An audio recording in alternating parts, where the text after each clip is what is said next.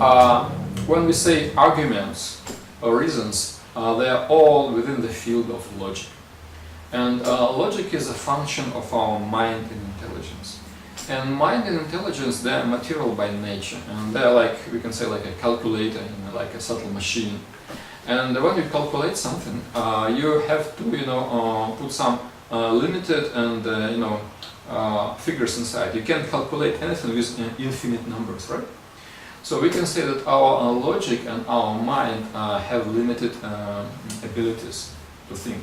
They are quite good for some limited material things, but when we speak about God, He is infinite, so you can put Him in this calculator, right? Because a calculator can't deal with infinite numbers, only with limited, only with finite numbers. So when we say arguments, means logical arguments. Yeah, and there is no any direct argument in favor of existence of the God, but there are only indirect things. Because when we say, when people ask him, what is your proof of existence of God? Well, the proof can be given only regarding those things that we can manipulate. I can show something. I can show you, my dictaphone, my keys, my suitcase, because I can manipulate this matter. Matter is dependent upon me. But when we say, show me God, I can't manipulate God, because by definition He is higher than me. Well, and we can't just, drag some God and show you, here's God, look at Him. Well, He is not your cat, He is not your servant. So there should be a little bit slightly different approach to understanding of God. But for those people who are really subtle, have some subtle intelligence, and who are pious in their hearts, pious means that they did some good activities in the past, they have a natural feeling that there is some higher force, and we can, indirectly talk about it. Like that, I gave you just, one simple example. If you look at the computer, it's a very complicated machine, it's a complicated mechanism. And you naturally understand that if there is some complicated machine, there must be some engineer who devised it, who, designed it. So you don't think that, this computer is evolved naturally from some pile of chemicals. You understand that there is some intelligence behind it. So we can say that when we look at our body, which is a very complicated mechanism, when we look at the universe, where everything is very nicely arranged, every living entity, no matter are they engaged in some economics or not, everybody is getting their food. This food chain is absolutely perfectly arranged in nature. So every living entity every day gets its food. It means that somebody thought about it, and the whole system is very harmonious. So if we are, subtle, if you have some subtle intelligence, we understand it's somebody's care. So it's one thing. Another thing is that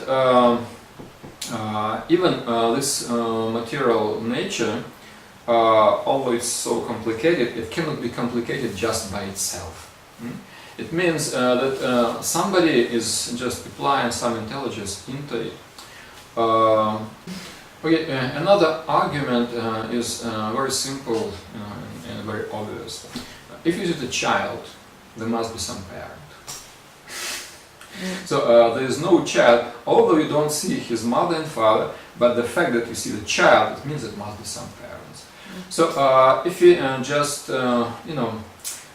reflect this example, to the higher, to the bigger picture of human existence, we can say that we are children of nature, right? And nature is like, matter is like our mother. Actually, matter and mother, they come from the same root. Matter and mother, they are very similar.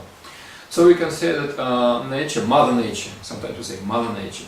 So Mother Nature gave us these bodies. So one parent is here, at least we can see material nature. Alright, so our body is made from the material elements which are taken from matter. We take food, we take water, everything, and thus our body is constructed. So we can say that material nature is our mother. But next question is, can mother produce a child without father? Yeah, the question is no. So who is our father? Well, he may not be visible, like little children, they recognize mother much more than father. Because father, he goes to work early in the morning, he comes back from work late in the evening, but most of the time the little child spends with mother.